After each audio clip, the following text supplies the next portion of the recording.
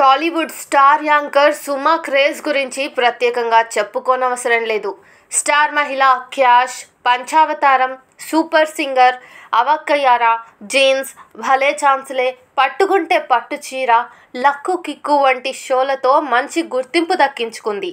ఇక టాలీవుడ్ అగ్ర హీరోల ప్రీ రిలీజ్ ఈవెంట్లకు సుమ తప్పకుండా ఉండాల్సిందే. వ్యక్తిగత విషయానికి వస్తే ఈమె రాజీవ్ కనకాలను ప్రేమించి పెళ్లి చేసుకున్న విషయం తెలిసిందే. రీసెంట్గా వీరి దాంపత్య జీవితానికి 25 ఏళ్లు గడిచాయి.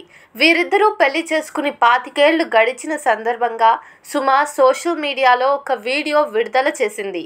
ఈ వీడియో చూస్తుంటే సుమ, కనకాల అంగరంగ వైభవంగా మ్యారేజ్ డేను జరుపుకున్నట్లు తెలుస్తోంది.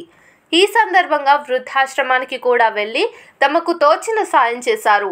ఈ క్రమంలో సుమ ఒక కార్యక్రమం నిర్వహించింది. తన యూట్యూబ్ ఛానల్లో ఉన్న సబ్స్క్రైబర్లు అడిగిన క్వశ్చన్స్కు సుమ, రాజీవ్ నవ్వుతూ సమాధానాలు చెప్పారు.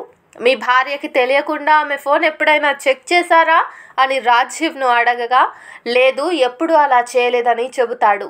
సేమ్ క్వశ్చన్ సుమను అడగగా, చేశాను ఒకసారి అని బిగ్గరగా నవ్వుతూ సమాధానం ఇస్తుంది. దీంతో రాజీవ్ ఒక్కసారిగా షాక్ అయ్యి చూస్తాడు.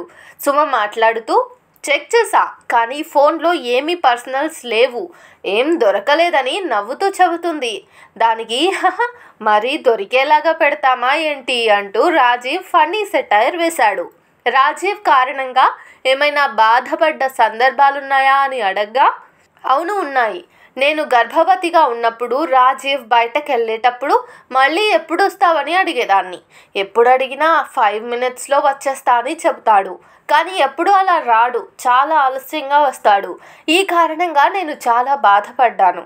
ఎప్పుడొస్తాడని ఎదురు చూసేదాన్ని. ఇక రాజీవ్ కనకాల వెంటనే క్షమాపణ కోరతాడు. భర్త క్షమించమని అడగటంతో సుమ హ్యాపీగా ఫీల్ అవుతుంది.